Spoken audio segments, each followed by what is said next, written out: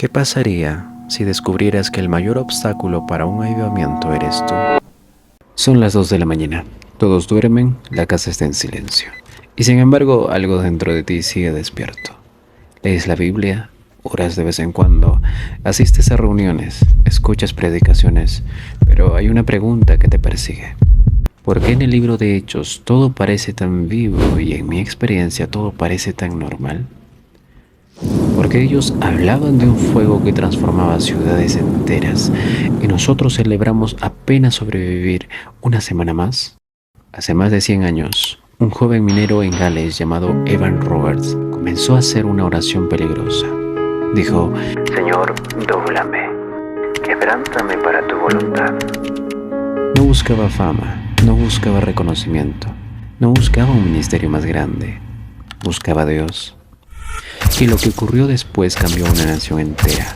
Pero la pregunta es inevitable. ¿Por qué ellos experimentaron algo que muchos de nosotros jamás hemos visto?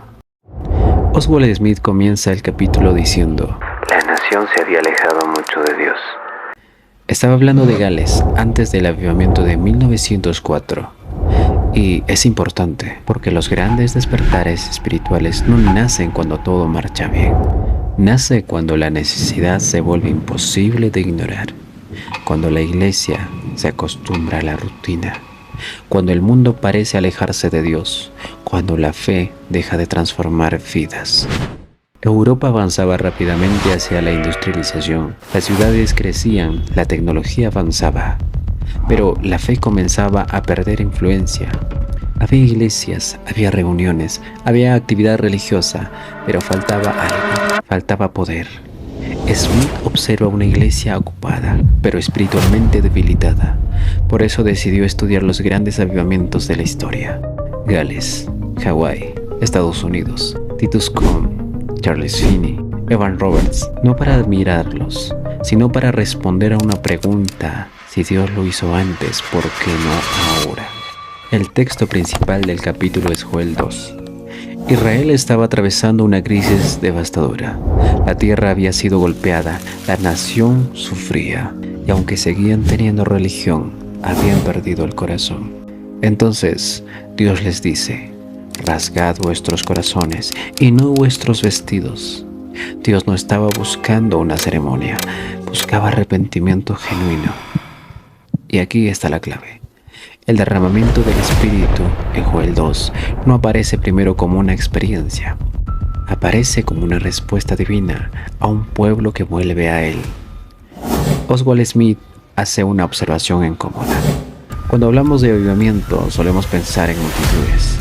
Pensamos en milagros, pensamos en emociones, pero Joel comienza en otro lugar. Comienza con un corazón roto delante de Dios.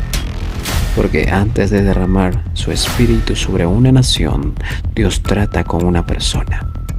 Antes de cambiar una ciudad, cambia un corazón. Antes de llenar una iglesia, vacía a un hombre de sí mismo. Oswald Smith observó algo inquietante.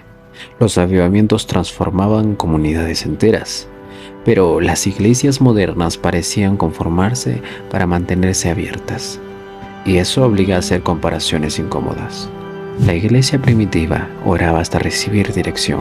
Nosotros muchas veces actuamos primero y oramos después. La iglesia primitiva dependía del Espíritu. Nosotros dependemos frecuentemente de estrategias. La iglesia primitiva medía el éxito por vidas transformadas. Nosotros solemos medirlo por asistencia y actividad. Entonces, Smith hace una pregunta que todavía duele. ¿Dónde está el hombre por las cosas espirituales? ¿Dónde están las reuniones de oración que transformaban vidas? ¿Dónde están las almas alcanzadas por el Evangelio? ¿Dónde estamos nosotros? Ahora piensa en Gales, 1904. No hubo campañas publicitarias, no hubo ceremonias, no hubo redes sociales, no hubo tecnología, solo personas buscando a Dios. Las reuniones duraban horas, las iglesias se llenaban, las deudas eran pagadas, los conflictos eran resueltos, los bares se vaciaban, miles regresaban a Dios. Pero aquí está la parte más importante. El verdadero milagro no fue que los templos se llenaran. El verdadero milagro fue que los corazones cambiaron. Y lo mismo ocurrió con Charles Finney en una reunión de hombres.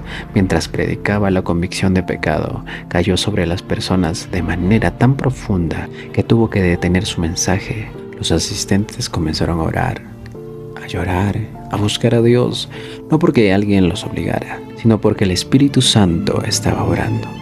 Entonces, Smith llega a una conclusión contundente. Dice, hermano mío, el problema no reside en Dios, reside precisamente en nosotros mismos.